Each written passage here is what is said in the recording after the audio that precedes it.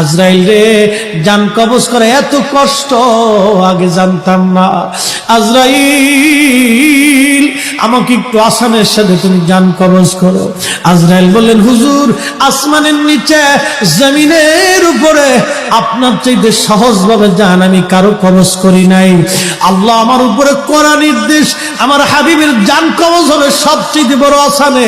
হুজুর, আমি যদি আপনাকে আসানে জান কবজ না করি, নবী গো, আল্লাহর লানতে আমি ধ্বংস হয়ে যাব। ইয়া নবী আল্লাহ, আমি সেই ভয়ে আপনাকে আসানের সাথে জান কবজ করতেছি। হুজুর গো, আপনি নবীর আগে এবং পরে এত আসানে কারো জান কবজ হয় নাই, হবে না।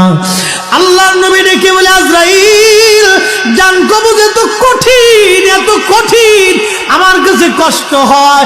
একটা অনুরোধ তোমার কাছে করে দেয় আজরাইল, আমার উম্মতের জান কবজটা তুমি সহজে করো।